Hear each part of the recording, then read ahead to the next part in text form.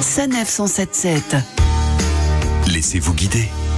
Maintenant que nous avons trouvé les chaussures de randonnée adéquates pour cette nouvelle année, nous voilà partis vers de nouveaux horizons. Et cette semaine, nous avions envie de nous rendre dans le Bas-Rhin, en Alsace. Et comme il est toujours plus prudent de bien se renseigner avant de partir en randonnée, les conseils de Fabien Biver, cofondateur du site Visorando, sont toujours bons à prendre. Bonjour Fabien. Bonjour. Alors si on choisit de faire un circuit à l'ouest de Strasbourg, qu'est-ce qui nous attend Fabien ? Ça va être le début des Vosges, des vallées habitées avec en haut des sommets plus forestiers. Donc c'est de la randonnée qui va être un peu plus vallonnée, un peu plus montagneuse et en pleine nature. Et sans plus attendre, découvrons le jardin des fées, la porte de pierre et le rocher de Mutzig. Une randonnée que Coralie a testée et partagée sur le site Visorando. Bonjour Coralie. Bonjour. Alors Coralie, qu'est-ce qui vous a plu, qu'est-ce qui vous a marqué dans cette randonnée ? C'est une des premières randonnées que j'ai fait justement en arrivant à Strasbourg. J'étais tombée dessus un petit peu par hasard et en fait j'étais pas du tout déçue parce que je suis d'escalade et cette randonnée justement elle propose de découvrir un rocher assez particulier qui est la porte de pierre. C'est un rocher de grès rose et